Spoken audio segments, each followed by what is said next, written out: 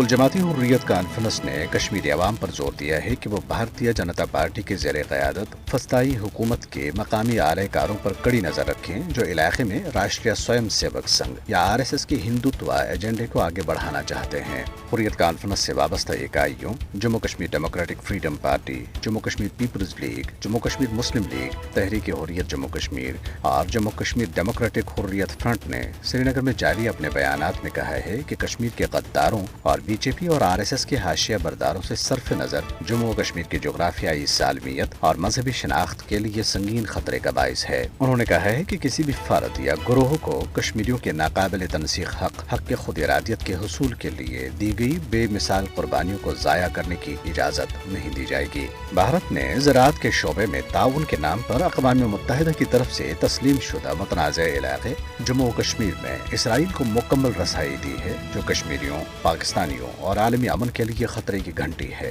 भारत में इसराइली सफारत खाने के ज़रई आताशी के ऐलान के मुताबिक सियाहुनी हुकूमत ने भारत इसराइल ज़रई मनसूबे के एक हिस्से के तौर पर मकबूजा जम्मू कश्मीर में सेंटर ऑफ एक्सीलेंस के 2 मराकज़ खोलने का फैसला किया है। ताहम तज्ज़ियाकारों का ख्याल है कि मकबूजा जम्मू कश्मीर में इसराइल की आमद यकीनी तौर पर इलाके में इंसानी हुकूक की पहले से ही खौफनाक सूरत हाल को मजीद संगीन बनाएगी, क्योंकि भारत पहले ही कश्मीर में पूरी कुव्वत के साथ फलस्तीन पर इसराइली कब्जे के मॉडल पर अमल पैरा है। दनियासना जिला पुंछ में आज एक भारतीय फौजी मारा गया है। भारतीय फौज ने हस्ब रिवायत इसे एक हादसा करार देते हुए कहा है कि ये फौजी अपनी ही राइफल से हादसाती तौर पर निकलने वाली गोली का निशाना बना। भारतीय फौज और हुकूमत ऐसे वाक़यात को अक्सर बेशतर हादसे से ताबीर करती हैं। जिला डोडा में सड़क के एक हादसे में 4 नौजवानों की मौत वाक़ हो गई है। जिला के इलाके शबनोट में नौजवानों की मौत एक कार के सड़क से फिसलकर दरियाए चनाब में गिरने से हुई है। गुलाम अहमद खान सोपोरी, फिरदौस अहमद शाह और डॉक्टर मुसब समेत कुल जमाती हुर्रियत कॉन्फ्रेंस के रहनुमाओं ने श्रीनगर में अपने बयानात में शायर मशरिक अल्लामा मोहम्मद इकबाल को